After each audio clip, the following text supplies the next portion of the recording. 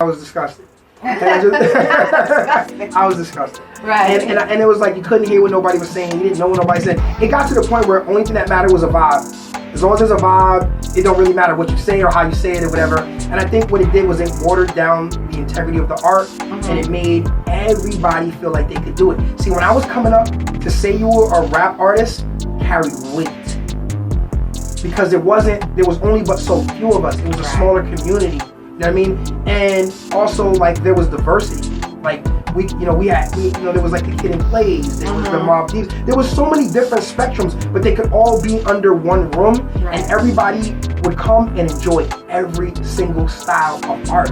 It wasn't like, oh, if it wasn't hardcore, I didn't want to see it, or I didn't respect it. No, you respected what everybody did, and you literally enjoyed what everybody did. So I think it was a moment. Right. So I think now it's kind of like, I kind of got turned off, but then I got reinvigorated to be back in it, because I started realizing, like, as an elder statesman, I needed to kind of come in and make a difference. Like, that's why I consider myself the guardian of the gate, because the gate is the division of the line of hip hop and the abyss. You know what I mean? There's the righteous side of hip hop, and then once you cross over that, you're a whore. You know what I'm saying? You're getting pimped out. You're getting turned out. So I'm the guardian of the gate. I'm the guardian of the real. I'm the guardian of the truth. I'm the guardian of passion, purpose, and pure artistry, pure art, pure hip hop. Anything once you cross over that gate. So I guard that. I guard that line. I guard that culture. I guard the culture. So for me, I look at it now as if, you know what?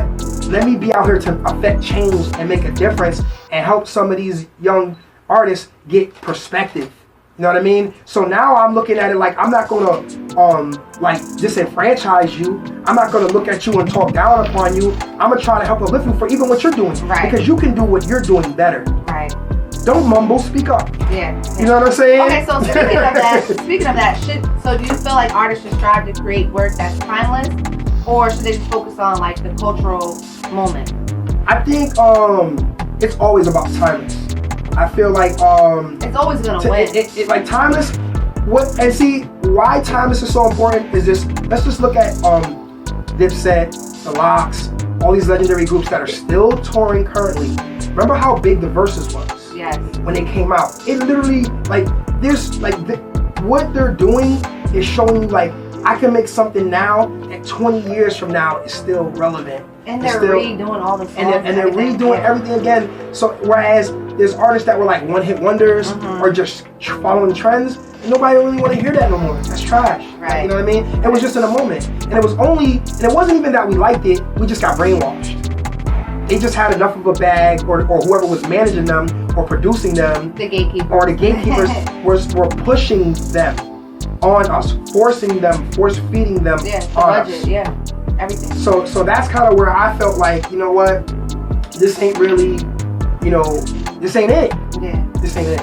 So speaking of that, what do you feel like, what would you change about the industry if you could change something?